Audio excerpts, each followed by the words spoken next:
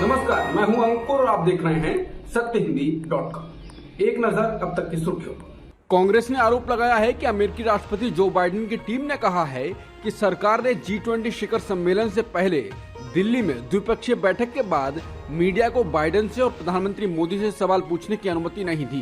कांग्रेस महासचिव जयराम रमेश ने ट्विटर पर लिखा, राष्ट्रपति बाइडेन की टीम का कहना है कि काफी अनुरोधों के बावजूद भारत ने द्विपक्षीय बैठक के बाद मीडिया को बाइडेन और प्रधानमंत्री मोदी से सवाल पूछने की अनुमति नहीं दी है। उन्होंने कहा कि राष्ट्रपति बाइडेन अब 11 सितंबर को वियतनाम में अपने साथ मौजूद मीडिया के सवालों का जवाब देंगे। ये बिल्कुल भी आश्चर्य की बात नहीं है, यही है मोदी स्टाइल का लोकतंत्र। यहाँ ये बताना जरूरी है कि दरअसल बाइडेन के साथ अमेरिका से आए मीडिया वालों ने बाइडेन प्रशासन से अनुरोध किया था कि दोनों की मुलाकात के बाद उन्हें दोनों नेताओं से सवाल की अनुमति दी जाए। बाइडेन प्रशासन इसके लिए तैयार हो गया, लेकिन भारत सरकार की ओर से मना कर दिया गया।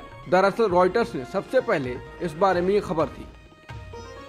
राष्ट्रपति बाइडेन और भारत के पीएम मोदी की बैठक के बाद प्रेस को सवाल पूछने का मौका नहीं देने पर व्हाइट हाउस की प्रेस सचिव कैरेन जीन पियरे ने गुरुवार को ही कहा था कि राष्ट्रपति की भारत यात्रा के दौरान राष्ट्रपति तक मीडिया की पहुंच सुनिश्चित करने के लिए प्रशासन अपनी पूरी कोशिश कर रहा है।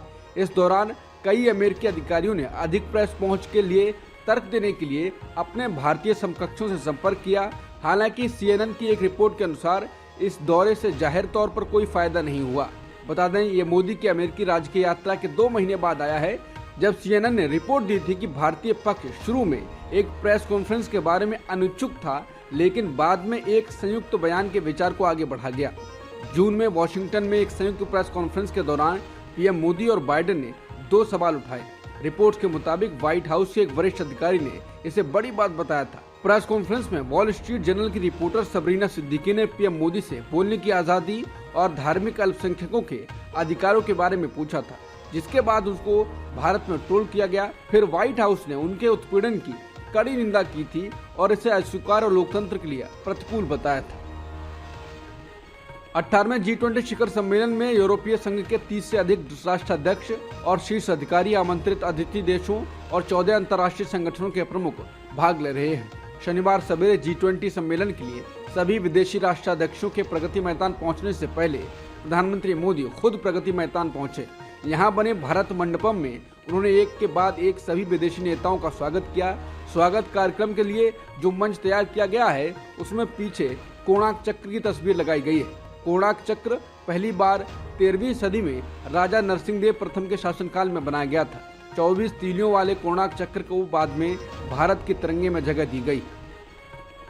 टीएमसी के नेता साकेत गोखले ने ट्वीट कर कहा है, ये चौंका देने वाला है कि मोदी सरकार ने G20 शिखर सम्मेलन की मेजबानी पर जर्मनी की तुलना में 7 गुना अधिक खर्च किया है। उन्होंने कहा कि 2017 में जर्मनी ने हैम्बर्ग में G20 शिखर सम्मेलन की मेजबानी की थी, जिसमें जर्मनी की G20 वेबसाइट के अनुसार कुल लागत 641 करोड़ रुपए थी।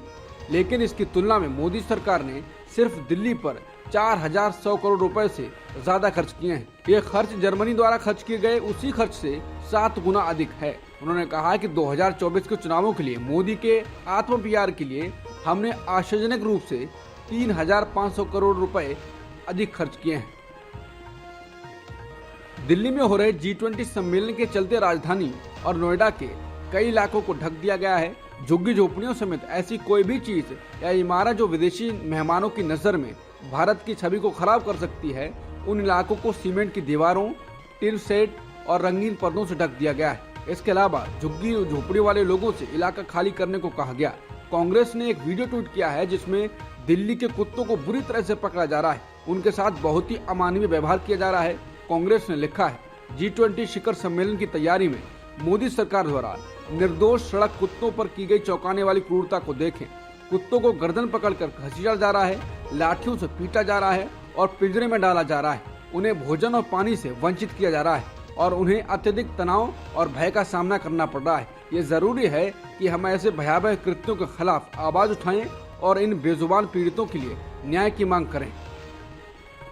बीजेपी के वरिष्ठ नेता सुब्रमण्यम स्वामी ने ट्वीट कर मोदी सरकार को निशाने पर लिया है। उन्होंने कहा कि चीन अरुणाचल सीमा पर सेना इकट्ठा कर रहा है। मोदी सरकार ने शुतुरमुर्ग की तरह इस खबर को ब्लैकआउट कर दिया है। स्वामी ने कहा कि ये कोई आया नहीं है का फेज 2 है।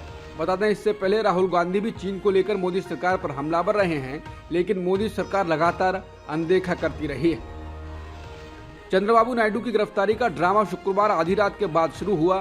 टीडीपी प्रमुख के घर पर जो लोग भारी तादाद में जुट गए, तब शनिवार सुबह वो घर से बाहर आए और आंध्र प्रदेश आपराधिक जांच विभाग के अधिकारियों ने उन्हें गिरफ्तार कर लिया। नायडू को स्किल डेवलपमेंट मामले में गिरफ्तार किया गया है। आरके फंक्शन हॉल में नायडू कैंप किए हुए थे, जहां पर नैदार रेंज के डीआईजी रघुराम रेड्डी और सीआईडी की टीम का भारी दल पहुंचा। तड़के 3 बजे सुरक्षा बल उन्हें हिरासत में लेने पहुंचे। उस समय नायडू अपने समर्थकों के साथ आराम कर रहे थे। उन्हें हिरासत में लेने का टीडीपी के कार्यकर्ताओं के अलावा एसपीजी के सुरक्षा गार्डों ने भी विरोध किया, क्योंकि नियम के तहत सुबह 5:30 बजे तक उनसे कोई नहीं मिल सकता था। आखिरकार सुबह 6 बजे नायडू को उनके वाहन से निकालकर उन्हें गिरफ्तार कर लिया गया। पूर्व सीएम चंद्रबाबू नायडू ने गिरफ्तार किए जाने के समय अपने समर्थकों से कहा कि उन्होंने कुछ भी गलत नहीं किया है। मणिपुर में हिंसा का दौर थमने का नाम नहीं ले रहा है। प्राप्त जानकारी के मुताबिक मणिपुर में ताजा हिंसा की घटनाएं सामने आई हैं। मीडिया रिपोर्ट्स के मुताबिक मणिपुर के तोंगनौपाल और कोंगचिंग जिले में फायरिंग की 2 अलग अलग घटनाओं में 2 लोगों की मौत हो गई है और 50 से अधिक लोग घायल हो गए हैं। सूचना के मुताबिक सुरक्षा बलों और सशस्त्र स्थानीय लोगों के बीच गोलीबारी हुई है। अब तक की खबरों में इतना ही। बाकी खबरों के लिए बने रहिए सत्यहिंदी.com के साथ।